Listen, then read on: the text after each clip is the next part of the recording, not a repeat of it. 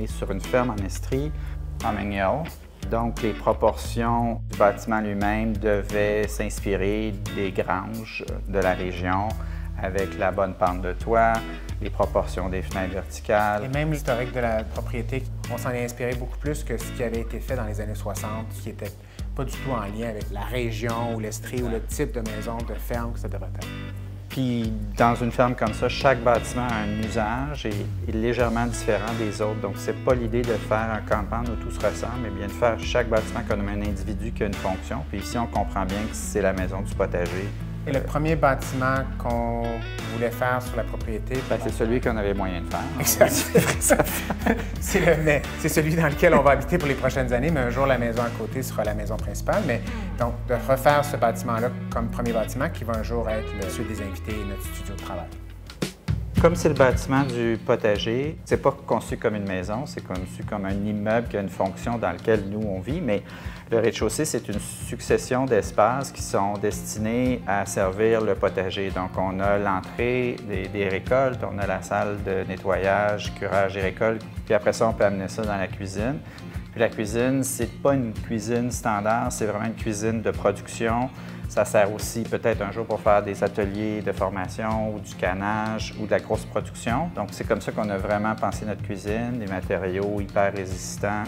Le plancher de béton, les surfaces de sol, c'est entrer et sortir avec les bottes d'eau dans le jardin et autres. Puis la cuisine est connectée avec le potager qui devient un peu comme le garde-manger de la cuisine. Puis après ça, bien, on monte ici dans un espace qui est un petit peu plus feutré. On peut dire qu'au deuxième étage, les murs extérieurs, c'est vraiment un personnage important du design parce qu'il n'y a rien qui leur touche.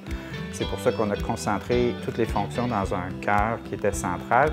Et ce cœur-là est vraiment tenu par la cheminée qui est comme dans les anciennes maisons de ferme, au centre d'une maison plutôt que ça être sur un mur extérieur parce que c'est là qu'on a la meilleure efficience énergétique. Donc ici, on a créé un cœur, on lui a donné une personnalité avec le matériau. Et puis dans le cœur, il y a la salle de bain, les chefs mécaniques, les placards. Et c'est ce cœur-là qui divise l'espace de vie des chambres. Ce que j'adore, moi, de cet espace-là, c'est que la boîte touche à rien, les murs touchent à rien, puis toutes les connexions des espaces, c'est comme vivre dans un loft, évidemment, mais c'est cette sensation-là qu'on voulait retrouver, puis ça fonctionne assez bien.